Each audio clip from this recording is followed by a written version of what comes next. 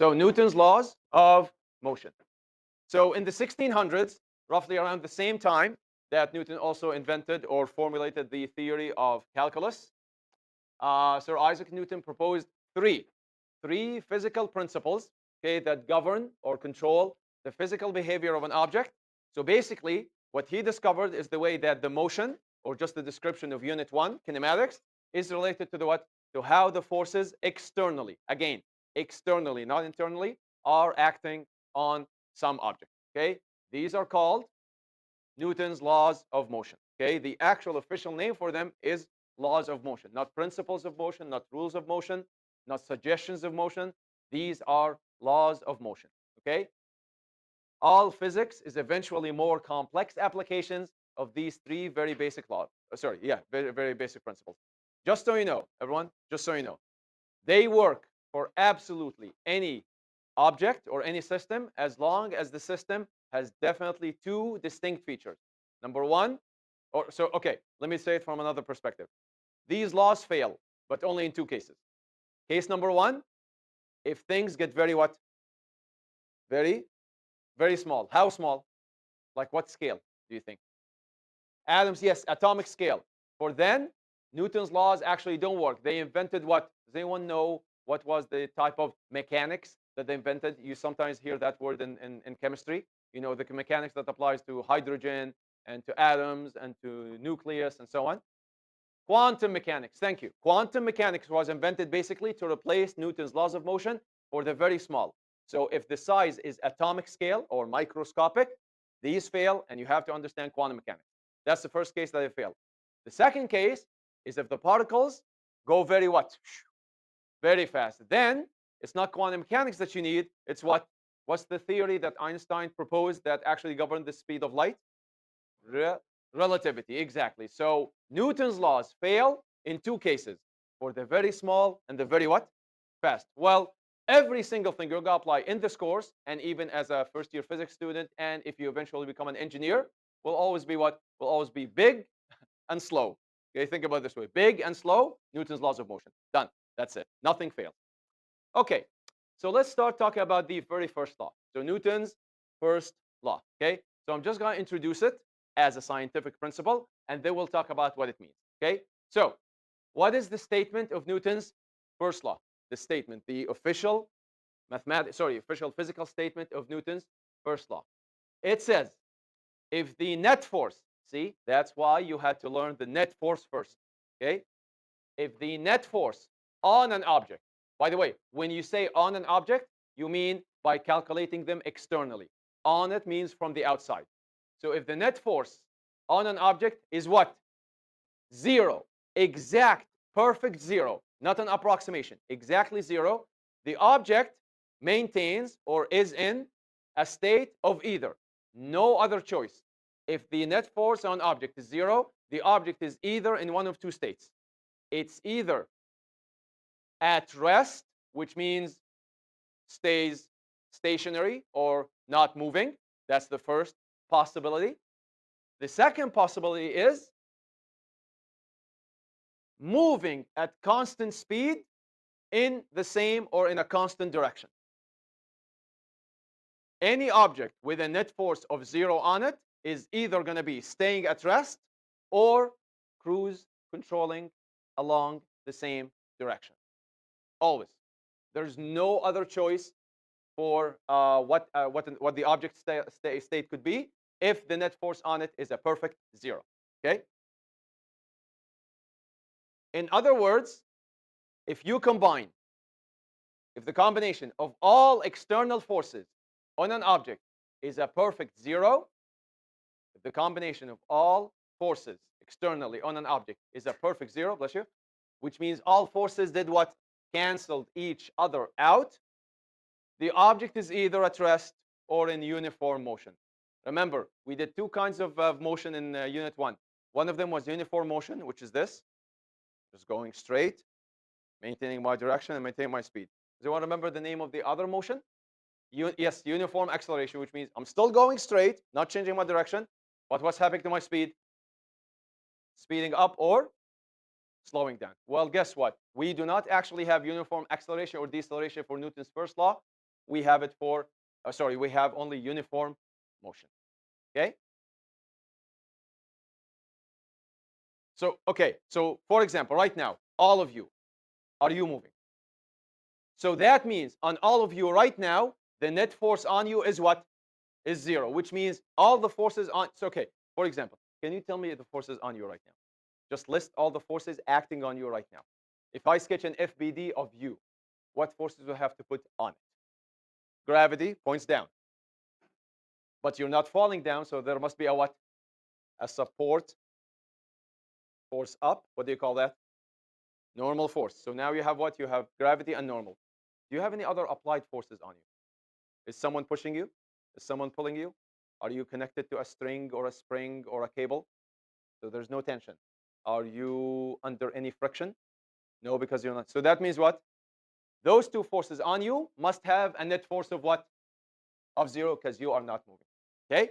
Vice versa is tricky. Everyone, if you say, oh, there's an object outside with a net force of 0, can you describe its motion? I don't know, because it could be in how many states? Sorry, in one of how many states? 2. If I told you, for example, there's an object outside with a net force of 0 on it, you could tell me it's either what? At rest or constant speed, cruise controlling in the same direction. See, to go from here to here, you have two possibilities. But if you know one of these two cases, you at least know for sure that the net force is 0. Okay? All right. Again, most of today will not make 100% much sense unless we do the problems we're going to do tomorrow. Okay? Okay. How many people have heard of the word inertia before? Inertia. Okay. Ammar, what's, again, in as simple as you can put it, okay? No need to fancy it up. What's your understanding of inertia?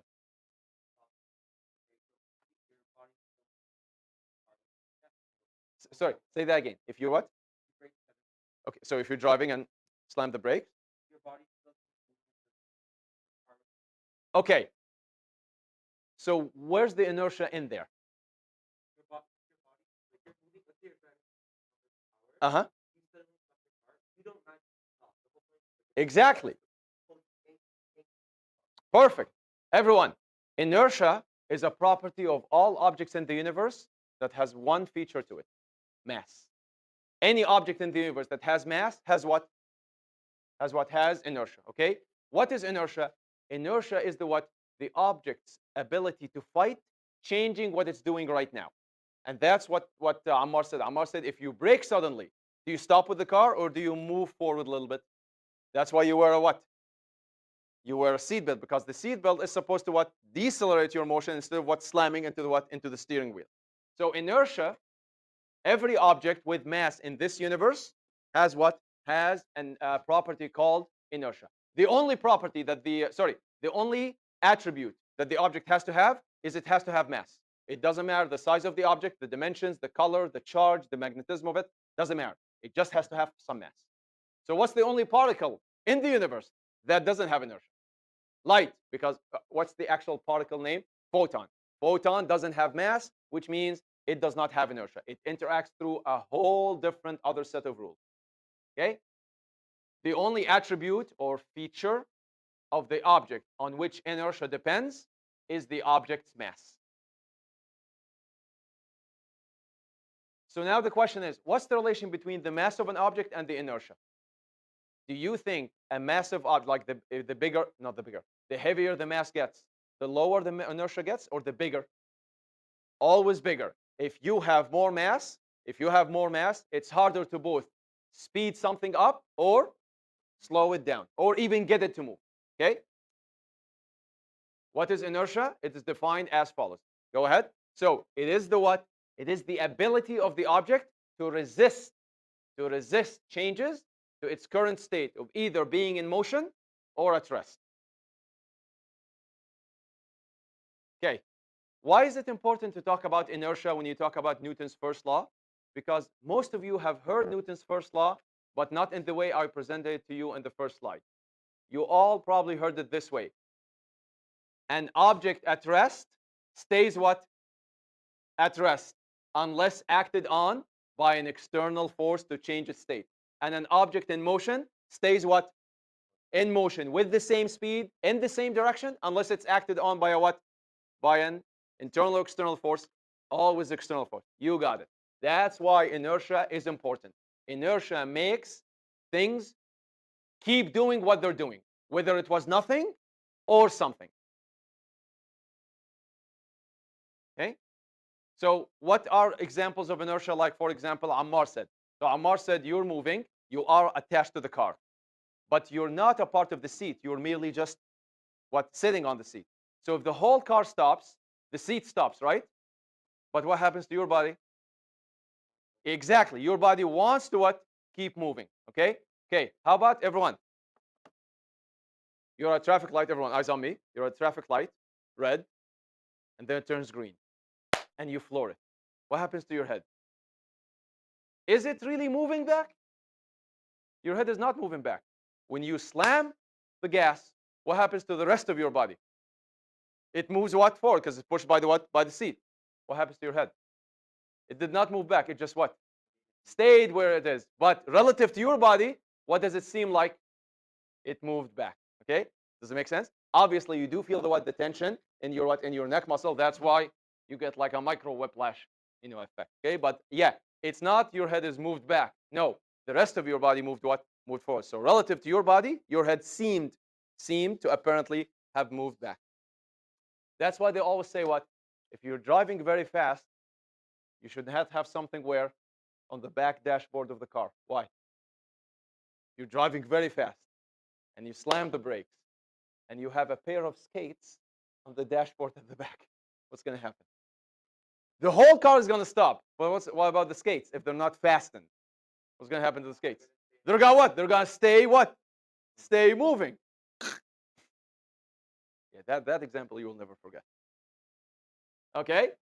So, in other words, a stationary object will fight, again, resist, fight, whatever you want to say, will fight to stay stationary, and an object in motion will fight to stay moving in the same direction with the same speed. Okay? In the same direction with the same speed.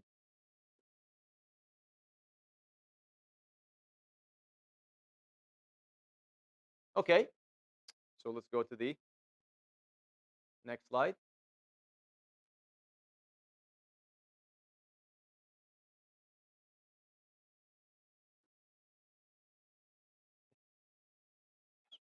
So, what is the general mathematical?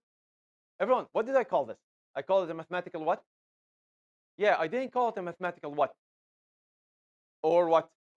I did not call it a mathematical formula, or I didn't call it what's another word for formula? Starts with E.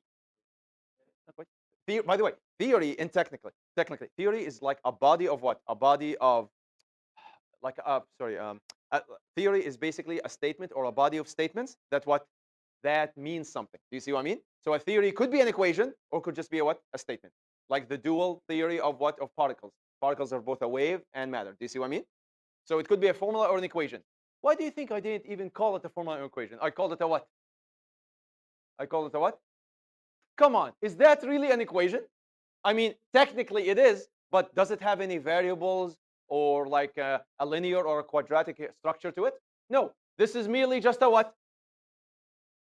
A what? What did you state? F net is equal to what? There we go. So whenever you say F net is equal to 0, this is basically code for saying what? The object is either at rest or the object is moving at constant what? Why didn't I say a constant speed? I mean, I did use this speed in the slide before and the slide before that. Why did I opt now to say velocity?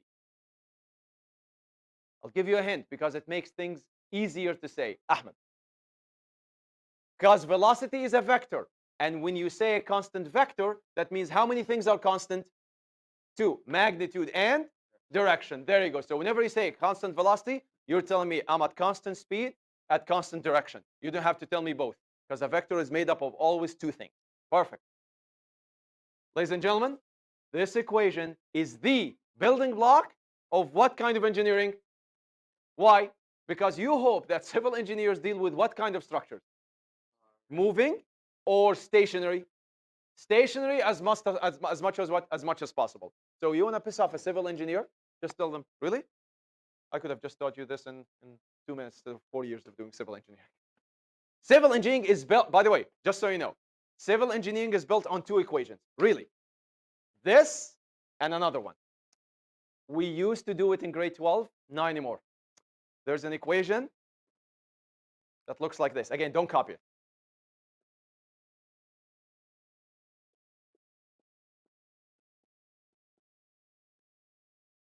Does anyone know what letter is this? It's not a T. It's a Greek T. Does anyone know what's the name of Greek T? Come on. No? Hey, no, say there's this. The one T. Has anyone heard of the letter tau? Tau. This, how many people heard of this word? What's this word? Can someone read it? Torque. What is torque? When something gets torqued, or when you apply torque to something, what does that mean? Say it? Not quite. Rotational. When you torque something, everyone, right now, what am I doing to the door? Am I pushing it linearly or circularly? That's applying what? Torque. Civil engineers base their entire structure on 2 principles. They hope that the building does not what? Stays at what? So it doesn't move linearly, but it also doesn't what? Doesn't twist. Do you see what I mean? So they basically build such that F net is equal to 0. And what was the name of this again? Tau net is equal to what? Which means there's no torque on the building, and there's also what? No what? No force, no linear force on the building. Obviously, does any building really stay 100% stationary? No. I mean, what happens to skyscrapers as they get taller and taller and taller? Does it get easier to build or more dangerous to build? Harder to build. Why? Because basically, as you go along, the structural integrity of the building is slightly compromised, which means the wind effect could actually twist. That's why actually now, for the last 20, 30 years, they have buildings with material that could actually it could exactly flex or twist under what? Under shear, under wind. Why? Because you don't want the what? Because, okay, what's the difference between this and a brick? Can I bend a ruler? So does a ruler give in? Yeah. And once you remove the force, what happens to the ruler? It goes back to what? Its natural shape, right? How about a brick? Is this brick now under tension? Of course it is. It's being pressed by all of these. But a brick does not bend. A brick handles pressure until it just suddenly what? Snaps or cracks. So that's why they build material with a little bit of what? Flexibility in them. Okay? They actually have, Western has an amazing, how many people have heard of something called the wind tunnel? Wind tunnel. Western has one of the top wind tunnels in the world.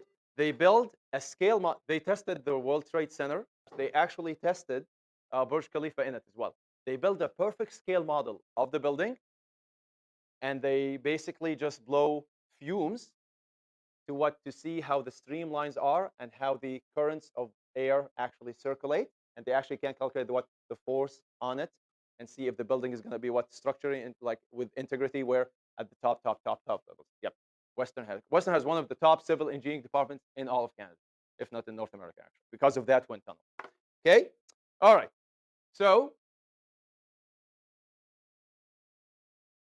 look at all of these problems. Just give them a look. If you're wondering, why are you showing us this stuff? Are we going to do these? No, we won't. But those are taken from first year engineering at Western in the course called statics. When something is static, what does that mean? Is it moving or not moving? Static. I'm static right now. Static versus dynamic. Dynamic means moving. Static means stationary. All of those problems are taken from first year statics course. All of those problems are based on what equation? F net equals 0. And also what? Tau net, torque net equals also what? Equals 0. I know they look horrendous to look at. Yeah, right now.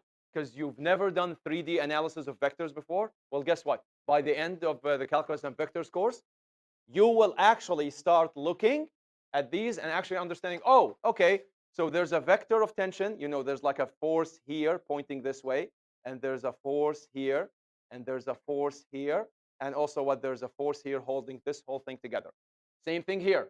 This, there's a basically like a, sorry, there's a pin here that makes sure that this one does not slide, this one does not slide, doesn't slide, doesn't slide. So this stays the same.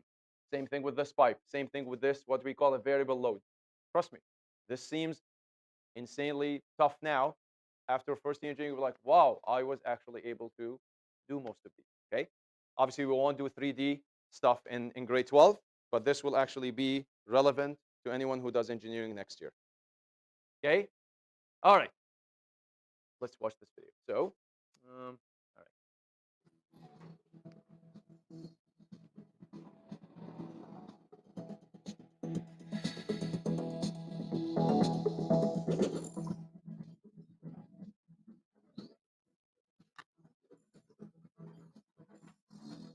All three videos we're going to watch today are from the same channel, NASA Johnson. Hi, I'm Sunny Williams, and I'm an astronaut who's lived and worked aboard the International Space Station, an amazing research laboratory that's orbiting the Earth about 250 miles above us. While we're at the space station, we astronauts live and work in a microgravity environment. Do you think the laws of physics will hold up in the space station while experiencing microgravity? Let's check with NASA astronaut Mark Vande Hei on the International Space Station to find out.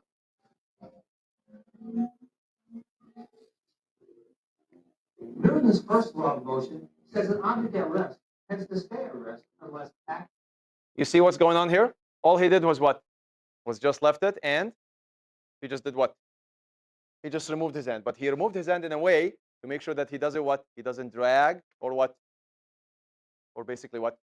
Like spin it or torque it. Exactly. So when he left it, is there any force acting on it? Right, by the way, right now, what are the forces acting on the ball right now? Is there any, technically, is there any gravity by the Earth on it? No, it's very far. Is there a gravity on it by the space station? Yes, there is. But as we calculated from the gravity between, for example, you and you, gravity between objects that are not plant-sized are big or small? Small. That's why the gravity on it is very, very, very, very small. Okay, is there any tension on it? Friction. Applied. Normal. So would there be any reason for this to move? Nope. You set it at rest, it will stay at rest forever unless he acts on it by another force. Acted on by an outside force. Also, an object in motion tends to stay in motion unless acted on by an outside force, like my finger. Okay, watch what happens. Newton's first law of motion, so an object in motion. Did you tends see to that? stay in motion unless- Did you see that little push he gave? Okay. What do you think is going to happen to this ball if he does not actually stop it with his finger? Is it going to move forever? Yes, it will move forever. That's why astronauts, when they're doing any external repairs or spacewalks, they're always what? They're always tethered. They're always what? Connected. Why? Why do they have to be connected to the space station? Because what could happen if something pushes them like this? So let's say, for example, Josh is an astronaut in deep space. I'm a very small comet. He's good. He's working on something, but he's not tethered. And then even a very small comet pushes. Okay, what's your speed right now? No, what's your speed right now? 0. So you're at rest. Now there's contact between me and him. As I'm in contact with him, what am I doing to him? I'm what? I'm accelerating his motion. And then I go away. What's going to happen to you? Are you just going to come to a stop or go and move on forever? Okay, so his speed initially was what? 0. And then I started speeding him up to 1 meter per second, 2, 3, 4, whatever. Let's say that I let my hand lose contact when you build up to a speed of what? 4 meters per second. Guess what? If Josh is not tethered, Josh will wander through space in a perfect straight line, absolutely no deviations, forever. At what speed? 4 meters. Just like this little ball will do. Tends to stay in motion unless acted on by an outside force. It's amazing. See how serene and quaint the movement is. It's perfect uniform motion. No change in direction, no change in speed. Absolutely nothing. By the way, is it still spinning? Yeah, it was spinning. Why? Because when he pushed it, he stay in motion, unless acted out. did he push perfectly on the center of mass, or did his fingers spin it a little bit? Guess what? It will also keep what? Spinning. Also what? Forever, never, ever stopping. Okay? That's the key to what Newton's first law. Newton's first law says, once you act on it with a force, if nothing is there to stop this force, that object will go forever. What are the possibilities that this ball could come to a stop or change its direction? How can you stop this ball? You can actually physically what? Just stop it. Or exactly, if it's in deep space, you, for example, an astronaut, if you ever wander into what? Into the gravitational field of a what? Of a moon, you yourself will become what? Will become a satellite. You see what? Because then you will be actually what? You'll start experiencing what? Gravitation towards that center, and you will actually spiral inward. Okay? Down by an outside force, like my finger. Let's look at this from another angle. Over time, the International All right. Space Station. Perfect. All right.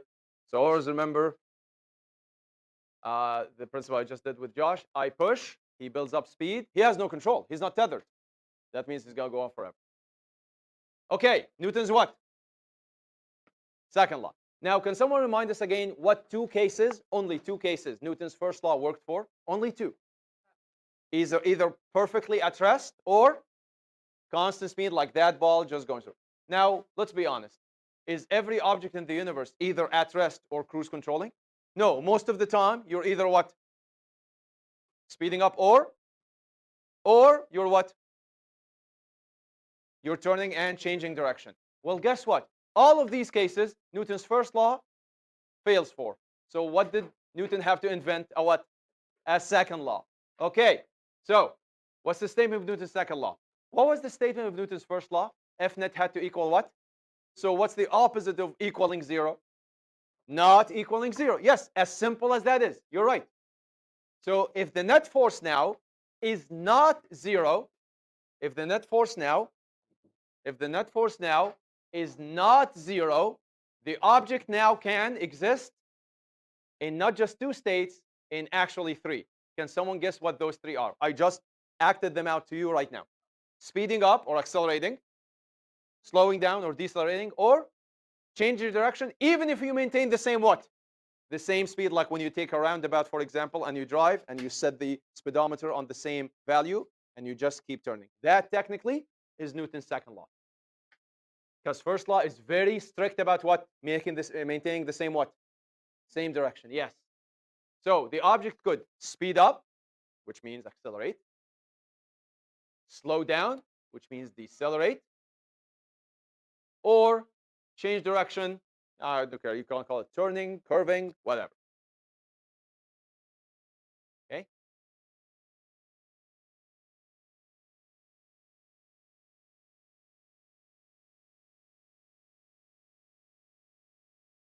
So basically, this means if you combine the forces, by the way, you're always combining forces. That's the whole idea of net force. That's why you had to study it first. If you're combining all the external forces in an object, and somehow you find out that the overall combination did not give you a perfect 0, you know two things. Number one, the forces did not cancel out. Why did they not cancel out? Who knows? Most likely they're not perfectly lined up, or the force magnitudes did not perfectly cancel each other when you added them as vectors like we did yesterday. For whatever reason, they did not cancel each other out. Some little net still came out. Okay, you know that the object is either speeding up, slowing down, or changing direction. It doesn't have to be turning. I just like to use turn for any change of direction. By the way, even if the turn is very small, like this, for example, like even if the turn is very, very unnoticeable, like this, for example, like even if it's a very, doesn't matter. Even if it's like a small curvature, as they say, technically, it is Newton's second law. Okay? What was the mathematical statement of Newton's second law? Sorry, first law. F net equals what? Yeah, it was not worthy of being called an equation. It was a mathematical statement. You stated that your net force is equal to 0. Okay? However, so can someone tell me what's the mathematical statement of Newton's second law? F net doesn't equal to 0. You just cross the equal sign. All right?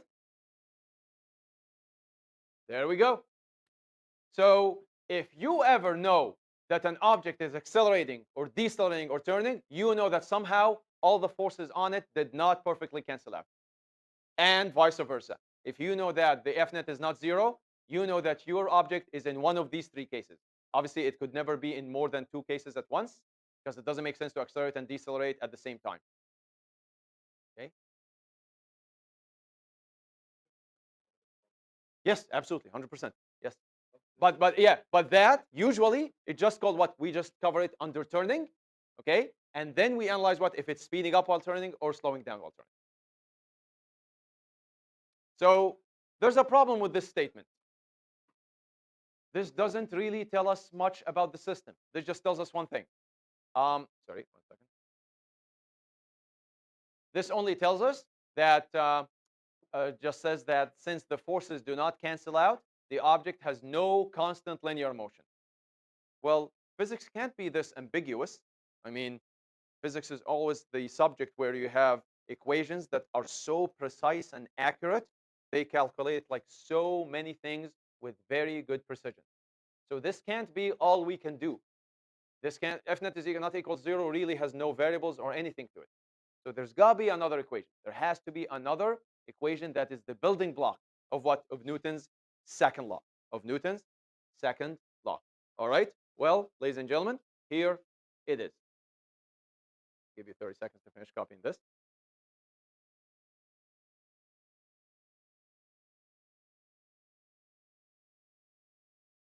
Okay?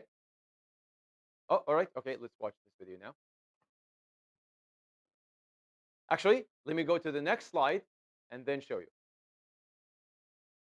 Newton's one of his biggest achievements. Newton is remembered for 3 things. Number 1, inventing calculus with another German gentleman, Gottfried Leibniz in Germany. Okay, but Newton did it from a physicist point of view. Leibniz did it from a mathematician point of view. So that's the first thing he did. The second thing is he discovered the concept of gravity. Third thing, this equation. This is the most important equation in grade 12, as long as forces are concerned, and in first year physics, and in most of engineering as well. F net equals ma. This right here is like our E equals mc squared. Everyone knows A equals mc squared. Well, guess what? This now is our E equals mc squared. I'm saying that this is now even more important to us because E equals mc squared is only for advanced physics. By the way, how many people saw E equals mc squared before? Does anyone know what it means? Real quick, in less than 1 minute. Energy for E, what's m? Always. And what's small c in physics all the time? Speed of light, exactly. And by the way, technically, whenever you have to say c, you have to say speed of light in what? In vacuum. You see? Because speed of light slows down if it goes like through your eye, through glass, through my lenses. It all slows down. So c is always what? Speed of light in vacuum. Any other speed always goes down. Slightly, but it still goes down. All right? Okay. So, question for you, everyone. Pencils down. What if the acceleration is 0? Does anyone know what happens after? Raise your hand. What if the acceleration is 0? Regardless of what the mass is, big, small, the mass is non-zero. So this is not a photon. Raise your hand if you would like to comment. What would this equation boil down to if your acceleration is 0, Ammar? Exactly. If your acceleration is 0, then no matter what the mass is, what's 0 times anything? So that means what? F net becomes what then? We get back which law? So what does that tell you? Which one is a special case of which one? Is the second law a special case of the first law? Or is the first law a special case of the second one? No. Other way. Think about it. You start with the second law, which is general, and then you choose a special case of what? 0 for A. You create the what? The first law.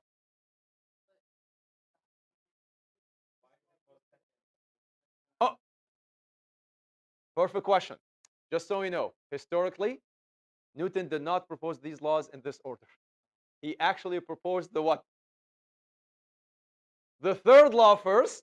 And yeah, from it, by the way, does anyone know what's Newton's third law? It's probably the most famous of all three. I'll start it off, and I know all of you can finish it. Every action has a what? Equal reaction. Equal in what? Equal in magnitude and opposite in. He actually started by that, and from that, he devised the what? The what? The first law and the second law. But it's always been the physics teaching that you start by teaching what? You don't teach the laws, you teach the cases to which the laws apply. Do you see what I mean? So you teach the cases of at rest and what was the other one? Cruise control, or like constant direction, constant speed. And then you choose you teach what? The three other cases, which are what? What are the three other cases for this? Accelerate, decelerate, or change direction. And the third law basically brings everything together. Okay? So by special case, I mean what? You start with this. If your A is not 0, you're stuck with this, right? You just multiply mass times acceleration. But if your A is 0, the whole right side just becomes what? Which means you just created your what? Your first law. So your first law is the special case of 0 acceleration from the second law. That's what I mean. Okay? All right, so let's go back and watch that video.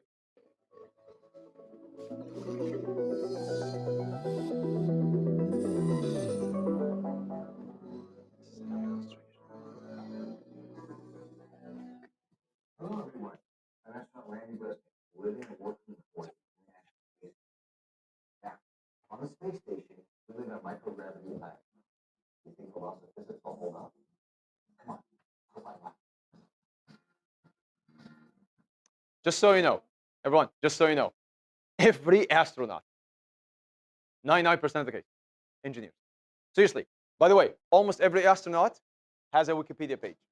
Even if it's a small, description of them, they have a Wikipedia page. Look at every single degree they did. Almost 99% of them are what? Are engineers, and many of them used to be what? Test pilots for the Air Force. That's why so many of them actually are the ones flying the space shuttles. Many of them are physicists or computer science, but most of them are engineers or what? Or physicists. And in engineering, most of them are either electrical, mechanical, but obviously most of them are aerospace engineers. So when they talk about physics, they both studied it, built it as a lab, and then they experienced it in the best environment possible, theoretical deep space. No drag, nothing to really mask or hide the real effect of physics. The acceleration of an object depends on the net force Newton. acting on the object, the mass of the object, or F equals ma. Now we see that once the force of the thrust is greater than the weight of the vehicle, the rocket begins to accelerate. I always thought it was something small, something I had at home. Okay, so what does he have in his hand? Chapstick. Heavy or light? What is this? A rope. What do you think it's gonna do? Slingshot, yes. Stretch, give it some, we call it extension or elastic energy, and then what? Then what? Let go or release. Okay. We'll go ahead and use our force in our punch report here. Click on our button. We'll pull it back. And you see how fast. You almost didn't see it cross the screen, right? Because it went so what? Fast. Okay, now here's my question to you. Okay, so at the beginning, he was what? He was holding it. So what was the initial speed? Come on, eyes on me. The initial speed was 0. And then he lets go. What happens to the string?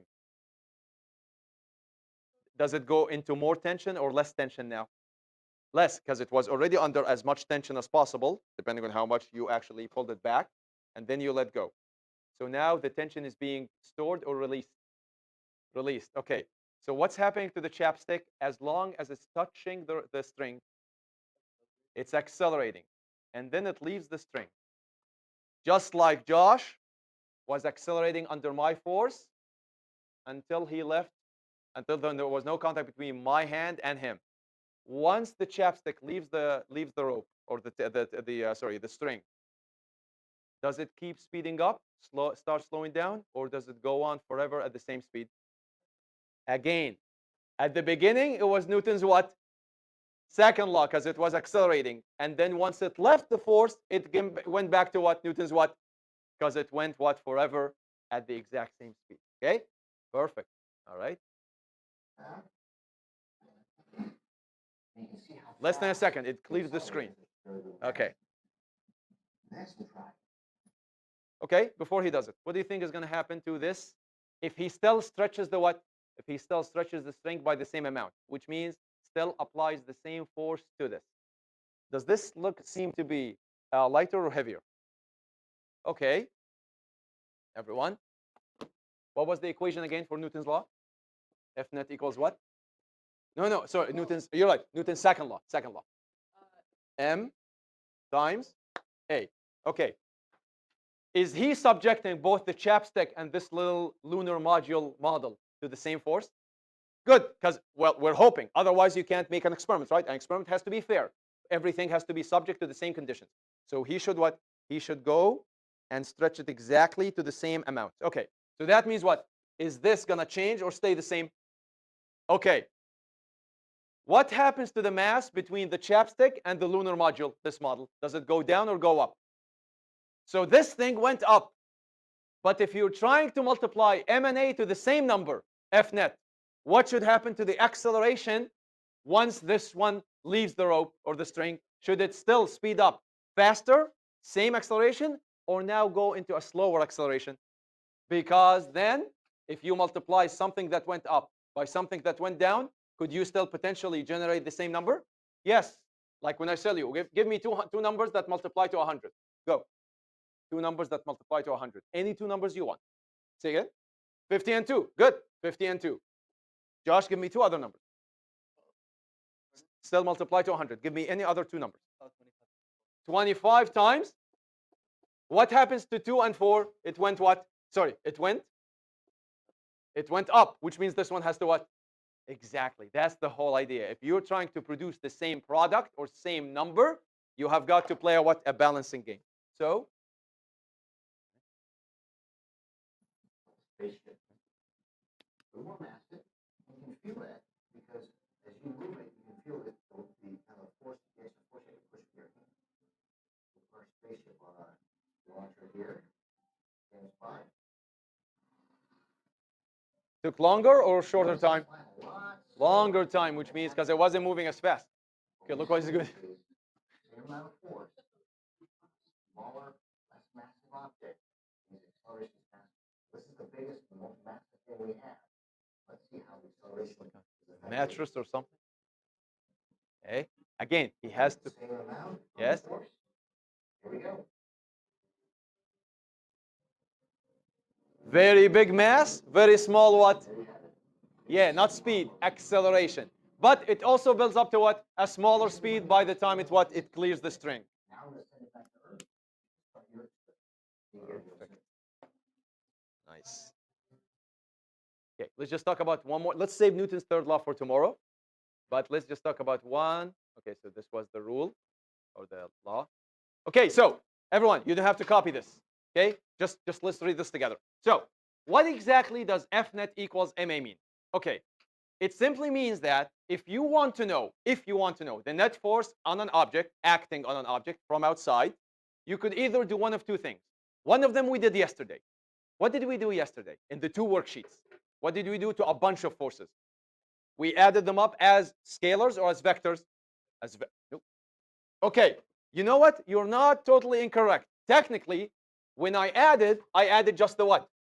The scalars. But effectively, they were still what? Plus and minus, which means what? They still had what? Direction built into them. Make sense? Okay, so they might look like scalars, but deep down, they are vectors. So one thing you could do, you could add up all the forces affecting the object from the outside and see what is the overall force vector. If it's 0, it's Newton's first law. If it's not 0, it's Newton's second law. This is okay, but what's the bad feature about this? You could take a what? Yeah, why? I could give you 10 forces, and they could be pointing every which angle possible, which means it's got to take a long time to break them down, and you might make a mistake, okay? But technically, it's a very mechanical work. The other way is to what? Is to just multiply what? M times A. So that means you're going to need to know what about the object. It's what, and it's what? It's mass in kilograms, and it's what? Acceleration. So you can just observe the object for a little while, see how it accelerates or decelerates, whoever or whatever happens, and then multiply that by the mass of the object. This seems to be easier, but there's one word here that should, be a little bit of concern. You need to what? Observe. Acceleration is observing. You need to see and measure VI and VF and delta T. You basically have to pull some kinematics into the situation. So the bad feature here is that you have to spend some time watching the object's motion and hoping that you're really measuring things as accurately as possible. Okay? All right. So now we define the what? The Newton. What is the definition of a Newton? Well, did we use Newtons before? Yes, we did. When we calculated what? Force. The unit of the force of gravity or gravitation, either way. The Newton is the standard unit for what? For force measurement, which is very fitting because Newton was the one who came up with the law. Okay? So the Newton is the amount of force that what? By the way, get used to this way of defining what? Defining units from now on. Everyone, again, get used to understanding how units are defined in grade 12 and first year. Any unit that has a person's name can always be defined this way. The Newton is the amount of force that is needed to do what? To do two things. To give an object of exactly how much mass? 1 kilo, perfectly 1 kilogram. An acceleration or a deceleration of how much? How much? 1 meter per second squared. Where did that come from? From this equation. Everyone, raise your hand if you see the relation between that equation and that equation at the bottom. And explain to me what happened. Explain to me what's the difference or what's the similarity even between that equation and the boxed equation. Go ahead. Can you tell me how I came up with that equation from the top one? Just raise your hand. What did I just do? By the way, this presents a very good trick for you to understand for future calculations. Ammar, everyone, listen to Ammar. Go ahead. Tell me your idea of what happened. Thank you. I subbed in. Force is measured in what? Mass is measured in what? Acceleration is measured in what? And then what three magic numbers did I use? 1, 1, 1. By the way, did I have to use 1, 1, 1? Okay, let me ask you a question. If I wanted to keep this one, but change those two, give me two numbers that multiply up to 1. Give me two numbers that multiply up to 1, but they are not 1 themselves. Just raise your hand. Say it. Half and 2. 2 times half is what? Is that the only choice we have? How many choices do we have? Go ahead, give me another one. 1/4 times what? Give me, no, times 4. Give me another one. 1/10 times 10. Now, so technically, can you tell me, everyone, raise your hand if you think the following way to define a Newton is correct. The Newton is the amount of force that is needed to give an object of mass of 10 kilograms and acceleration of 0.1 meters per second squared. Is that technically correct? But what's the problem with defining things that way? Do we have one definition or an infinite number of definitions? So what is the easiest triplet of numbers that we can use? 1, 1, 1. Get used to that. We're always going to be defining things this way. You look at the equation, you replace it with units, and boom, you just write a verbal statement. Okay? There we go.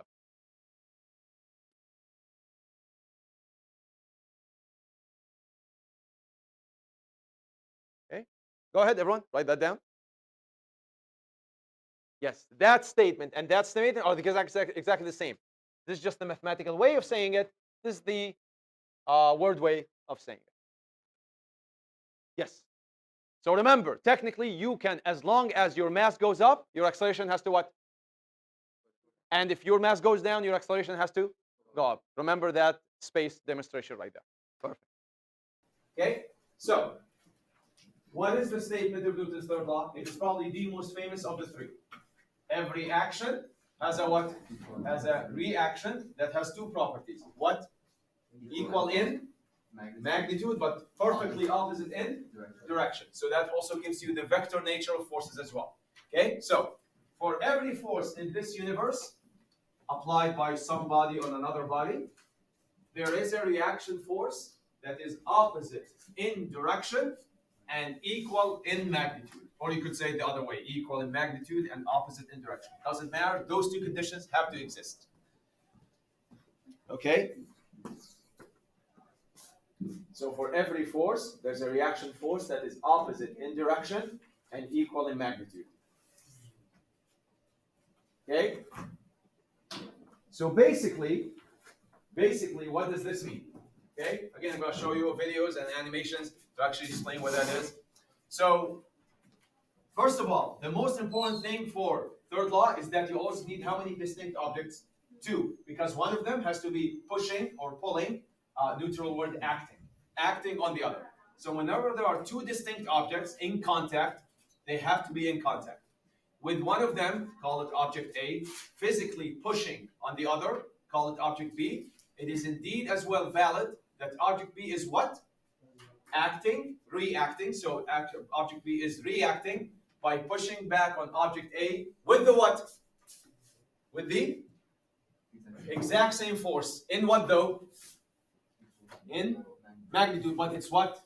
Opposite direction. No more, no less. Okay? So that's basically one way to explain what, or to state, I should say, state Newton's third law. Okay, so let me just go now. Okay, to really understand this law, let's discuss what we call, Einstein popularized this term, thought experiment. Thought, how many people have heard of something called thought experiment before? Okay, where did you hear it before? Thought experiment. Or what kind of teacher mentioned it before to you?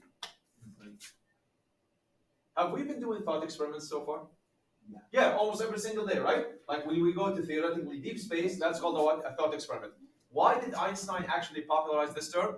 Because the only way 100 and about, like, let's say 100 years ago, that you could only discuss relativity was only through a thought experiment, because the technology was not there yet to actually do an actual experiment. Okay? All right, so let's just, pencils down. Let's just discuss this. Okay, so what do we have here? First of all, where are we? Here, deep space, which means what exists there? Nothing. No forces, no drag, no friction, nothing. So what you see is what you get, right? Perfect, 100% honest, portrayal and depiction of any force that happens. How many objects do you have? Two. What are they? A car and a basketball. Okay, fine. So what we're going to do is this. Okay. Let's discuss let's discuss any scenario that could actually result from this. So, scenario number one. The ball starts moving to the left, and the car keeps moving to the left with the same speed, with faster speed. How many people think that's correct? The ball starts moving to the left, and the car not only keeps moving to the left, but it speeds up. How many people think that is true or correct or logical or could happen? Come on, people. Thought experiment. Work those brain cells. How many people say that's incorrect? Okay, you know my style. You say it, you have to justify it. Who would like to justify why it is incorrect? Okay, Ammar. Why does that not make sense? The car can't speed up because there's no forces being applied to it and can't use its engine, so it has to have friction for it to move forward, propel itself. Right now, the wheels are just turning, but they're in deep space. That doesn't do anything for the car. Okay, here's another way to ask the question. Does everyone remember the third unit in grade 11 physics? We did kinematics and then we did forces. What was after that? Work and energy. Work and energy. When something speeds up, what does that tell you about the energy of that object? Did it go down or go up? Does it make sense for once this one actually moves this way, for this one to speed up? It has to what? It has to slow down. So basically, I know I didn't teach you what energy conservation, but it's so known of a principle, especially how many people did energy conservation in chemistry? Same thing. Chemicals never gain or lose energy. Everything is contained within the system. Okay? So no way. Why? Violation of energy conservation. Where did that extra energy for faster speed come from? Go ahead, write that down. So that's the first violation. Sorry, that's the first explanation why that cannot happen. Okay? We can't write that. It's Right? Oh.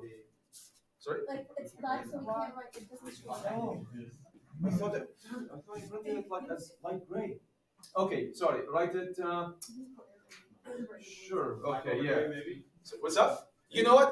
Yeah, like maybe under it, just point to it and say energy conservation violation. That's it. Just tell yourself a few words that explain to you why this cannot happen. My bad. I thought I made it light gray.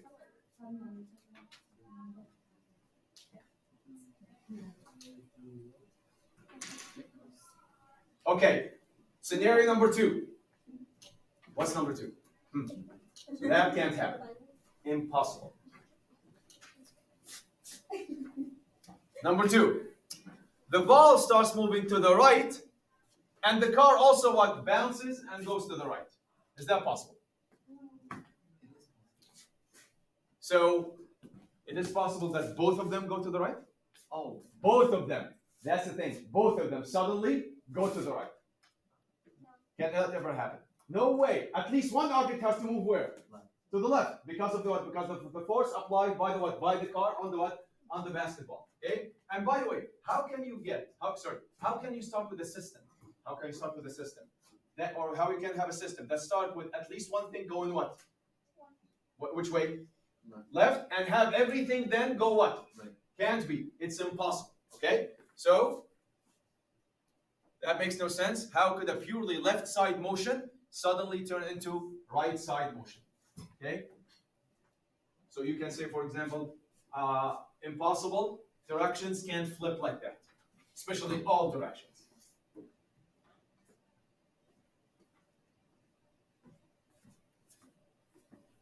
Okay, so 2 scenarios now, impossible. Let's discuss the other 2. Can someone tell me one of the other 2 that could actually happen? Come on, raise your hand. There are only 2 things that could happen here. Okay, Ahmed give us. Okay, Umayma give us one. They either, like, when the car slows down. The car what? Slows down. And then the ball moves. And the ball what? Okay, that's one way. What's another thing that could happen? Which is okay, technically it's possible, but it's highly improbable. Josh. Highly improbable? Oh, you think so? Oh, then I don't know. The car passes right through the wall. Sorry, the car what? The car passes right through the wall. Okay, but that means what? That means that the ball doesn't exist. Again, if an object exists, it has to what? Okay, what was inertia again? What's inertia? Because that relates to inertia. Every object fights to what? To keep doing what it's doing. This has mass, there's no way it's going to go through it. You might say shatter, but that means what? It still went through it, and other objects moved what? Moved in different directions. So let's say nothing shatters here. Yes, Ahmed. Ball stops. Sorry? The ball stops. So the ball stays stationary. No, like 2 objects stops when they hit. Is that possible? No. Energy conservation. Where did that energy go? It had to go into some motion, even if that motion is what? Is very, very, very small. Okay, Allah? The ball moves to the left and the car moves to the So right. so one way is what? The ball moves, and what happens to the car? But that would be what kind of a ball? A very light or a very heavy ball? Yeah, because it was able to what? Bounce back a car. Okay, what's another situation that's also possible, but highly improbable? The ball, okay, what happens to you when you throw a ball at a wall? What happens to the ball? Goes back. What happens to the wall? So technically, what could happen to the ball? It could what? Stay still, and all the energy would be what? Bouncing the what? Bouncing the car. All of these scenarios are possible. Are they possible? But are they have the same probability or no? No, some of them are more probable than the other. So, scenario 3, the ball starts moving to the left, and the car bounces and starts moving to the right. All right, that's one way things could happen. This one super heavy basketball, again, not super big, super what? Because inertia does not depend on size, it depends only on what? Mass, just how much matter or substance is inside of an object, not how big it is. Okay, but physics says it is possible. By the way, we're gonna do things like this when we actually study the third unit. I'll tell you the name just in a few minutes. Okay. Man, I mean, this is possible. All right. The ball starts moving to the left, and the car keeps moving to the left, but with what kind of speed? Higher or lower? Definitely lower. Why is that? Because when you lose energy to another object, what happens to your own energy? It went down. And when you have lower energy, can you go faster or slower? There you go. So, and the car keeps moving to the left, but with a slower speed. Yes, Josh. Can't also the car like use all of its Energy energy or force. to push that ball and then it stays completely still? Yes, that's another way. All of the energy what transfers to the what? The ball. To the ball, and the car what? Stays still. That's one possible scenario, right? But that means what?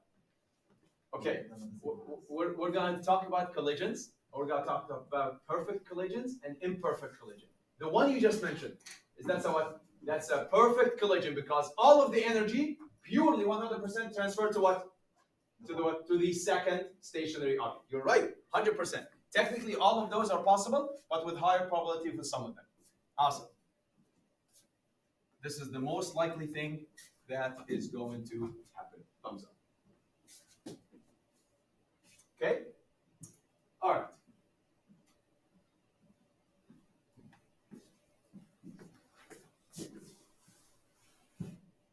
Okay, so let's go to the next slide. Okay, so since it will be most likely that scenario 4 is going to happen, two simultaneous means in sync events must happen. Number one, the ball is what? Is what? Shot. What does shot mean? It's started from what speed? 0, and it what happened to it? It what? It accelerated to the what? To the left. Then, what the other thing happened? The car must what? Technically be shot, but where? When you slow down, it's like you've been shot, but forward or backward? Exactly. When you slow down, you're being what? You're being yanked backwards. So the car must slow down. So, how many objects do we have here? Two distinct. Are they touching so far? No. Not yet. Okay. So what's going to happen when they touch? How is the car pushing on the ball? To the left or to the right? So the car is pushing on the ball that way. According to Newton's third law, how would the ball react to the car? Which way would it push? Push to the right. Exactly. And now does it make sense why the car what? When this pushes back on this, when you push back on an object that's already moving, do you speed it up or slow it down? And that's why it slows down. Because Newton's third law tells you that, okay, everyone, initially, what's the speed of the basketball? What's the speed of the basketball right now? 0. Can you ever get slower than 0 speed? Which means the only possible change of events is for that ball to start what? To start moving, which makes sense because suddenly it will experience a force going this way on it. The car now is going to respond to an acting or a reacting force, but is it with it or against it? Whenever you push against an object, do you speed it up or slow it down? Slow it down, and that's basically. So for a stationary ball to move to the left, the overall force must point to the left. So go ahead, write that down. Make an arrow somewhere in the ball's body and point to the left and say F, car on ball. Remember, everyone, now, whenever you do Newton's third law, you can't just say, listen to me carefully, as you write. Whenever you do Newton's third law, you can't just say Fn, Fg, F applied. No. You have to mention how many objects. How many? Because there's one object pushing on a what? On another object. I am pushing on Ammar, which means this is my force on who? You see, you always have to mention how many? 2 in the subscript, just like a relative motion, V, A relative to B, and so on. How about the force pointing in the car, on the car? It would be a force of what on what? On ball.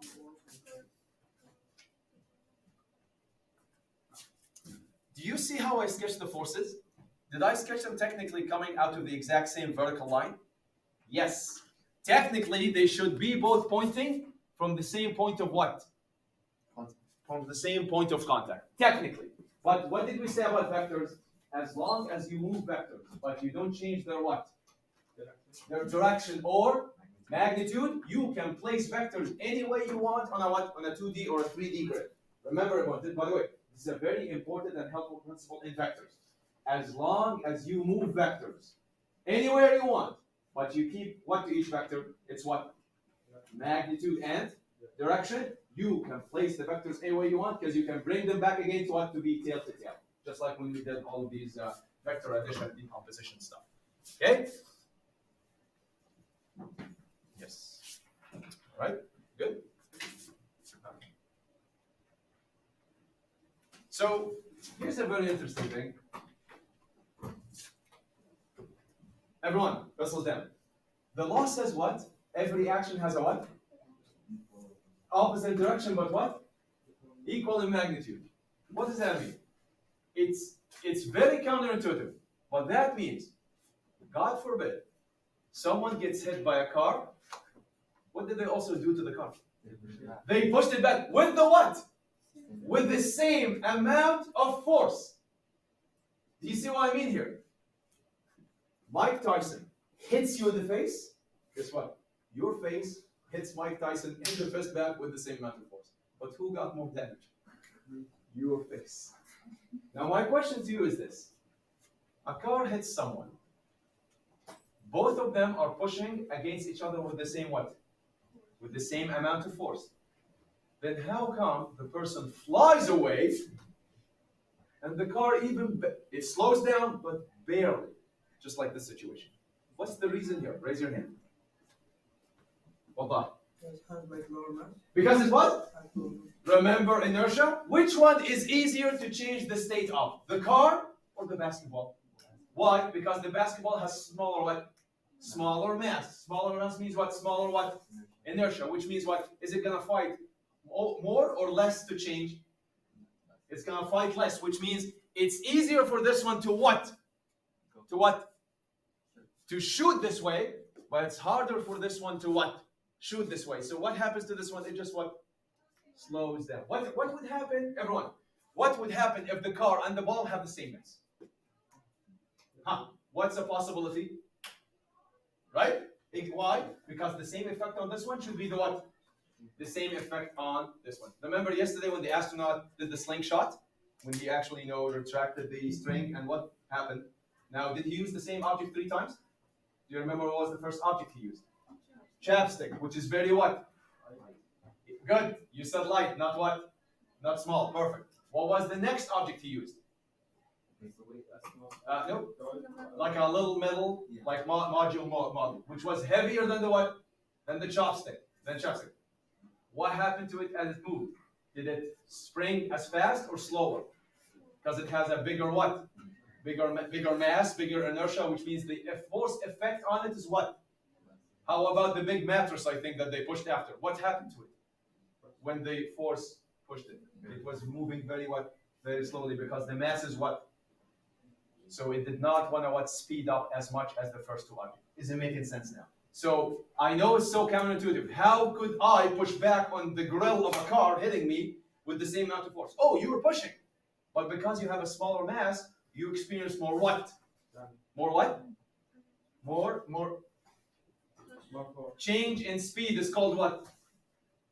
Acceleration. Why do you think Newton's second law is more relevant than Newton's what?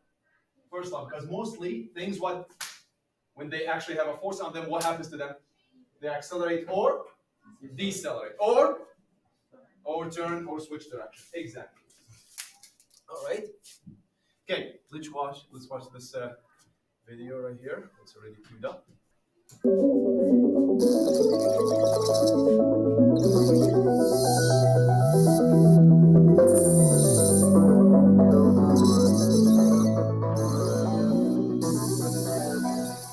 Welcome to the International Space Station.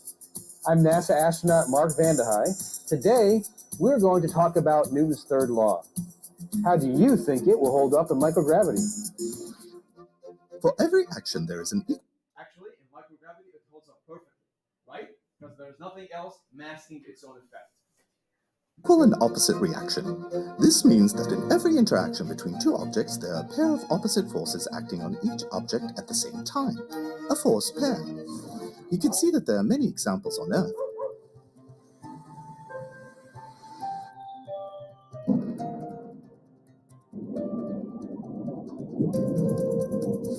In space, thrusters expel one way and the vehicle is steered in the opposite way. Hello again. More basketball stunts that I can't do on the ground, at least not while getting this much hang time. All right, back to serious business. Did you see how he just moved which way? Why? Because he was pushing the what? He wasn't pushing. He was not. Technically there's no ground here. He was pushing the what down? The ball. That ball still what? Push it. Would that ever happen on Earth? Because what? Because gravity what? Dominates everything. We've got a basketball right here. It's going to be object 1. I'm the second object. If object 2, myself, applies a force to object 1, then that same force will be applied according to Newton's third law by object 1 onto object 2. However, there's a big disparity in the mass. Object 1 is a very light mass object. Object 2, myself, is a larger mass object. So I'm going to try to make myself about the same shape as this ball. See how that works for us. And I'm going to apply that force. You saw that force applied. It's tricky because do we barely see him move? Do we see him move? Yeah. Did you? I didn't. It was so what? So small. I didn't see it, but we know he what? We know he moved forward or backward. What would have been a better way to actually do this experiment? For him to do it, or for another astronaut to throw a ball at him? Okay. Amar, throw this at me. Go ahead. Go ahead. Not to my ears. Work on your aim, my friend. All right, everyone. Okay. Did I move? No, I didn't. Why? Because there's what? There's friction. What if he did that to me in space? Would I actually move? Of course I would. Even with what? A very small what? But we know that this, once it hit me, it's going to bounce back slowly or fast. This one. This one will bounce fast, right? I will bounce just what? But would I still move? I would, because that energy is now between me and the what? And the eraser. Does it make sense? But on Earth, you can't see that. Why? Because of what? Because of friction. By the way, even if I am hanging from the ceiling and there is no friction, can you still do it? No, because what is still pulling me down?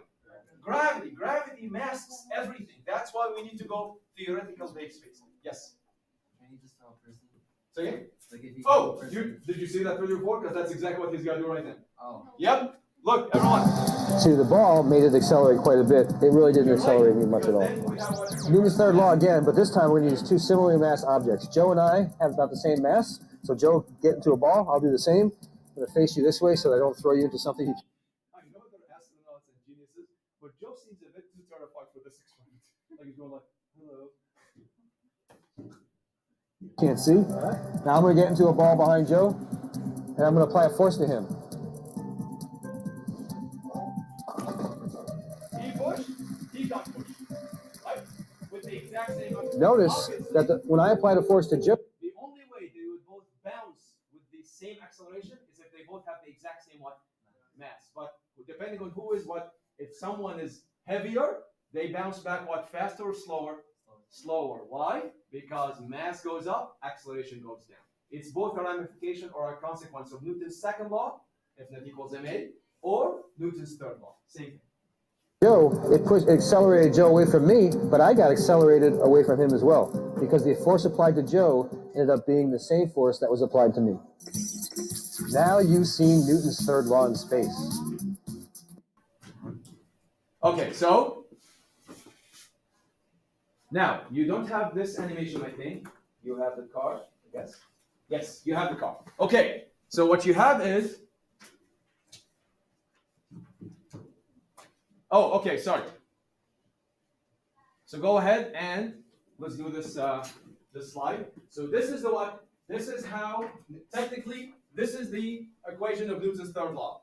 It is so simple, you're like, really? That's it? You're just telling me that FA on B is the negative of FB on A? Yeah, it's negative interaction equal in magnitude. Remember, you always need two objects. And I always like to follow this. By the way, I don't treat this like relative motion.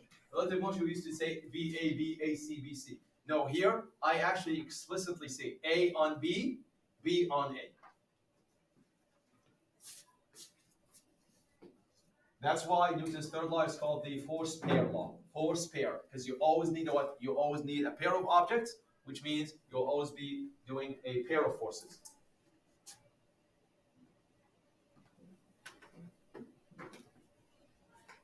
So by the way, if we think of Newton's third law, what does this mean according to this situation? Everyone? What did I just do? Jumped, but then I what? I landed. When I landed, which way did I push the entire planet? Down. I pushed the planet down, and the planet pushed me what? Pushed me up. Which one of us, though, experienced a bigger change in speed, me or the planet? Why? Okay. When I came to I decelerated very slowly or very quickly? Very quickly, because I have a small what? A small mass. But the Earth actually what? Accelerated which way? Down, but with a very what? Big or small amount? Because it has a huge mass. Remember, mass and acceleration are basically what? A balancing act. Always a balancing act. What's going to happen here? Obviously, those two things are going away or into each other. Into each other. So, which one? But okay, first of all, right at this contact surface, right at this contact right here. Right at this contact. Are the forces equal? Yeah. No. Are the forces always equal? Yes. Newton's third law, the truck pushes on the golf cart exactly with the same amount of force that the golf cart pushes on the truck. So can someone tell me how to put the force directions on this? Laser pointer to whoever wants it. What's that question? Good, yeah. Listen up. Are they like going into each other? Yeah, at that moment they touched and they collided head on. Yeah, but like, what if they're going at different velocities? Again, doesn't matter. See, everyone, listen. What does Newton's third law say? Is it the velocities that matters or the forces? The forces, and from the forces we're going to get what? The backward acceleration from them. See, it's not yeah, you know what? Why are you even asking me about velocities when I already showed you a basketball that didn't have any velocity being hit with a what? Car that had all the velocity? You see what I mean? Velocities don't matter. What matters is the force and acceleration after. Okay? Good. That's why Newton's second law is what? F net equals what? F net equals what? What's Newton's second law? F net equals m times a. Not what? Not v, not distance, not time. Do you see what I mean? That's why the only thing you can show in an FBD is what? Acceleration. Remember? It tied into what Newton's second law. Who would like to answer me this question? Which way? Okay? Omar? Oh. Which one do you want to give me first?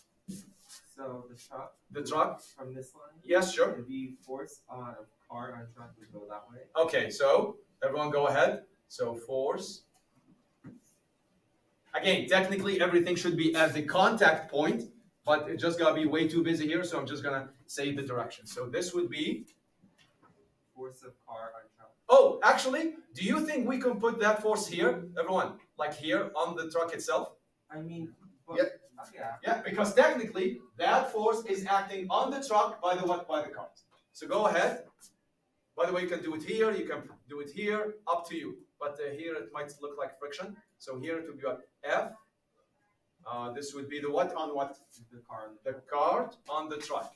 So cart on truck. Okay, how about this way? Right here, the force of Yep. car on the truck. You got it, everyone. F, truck on cart. Awesome.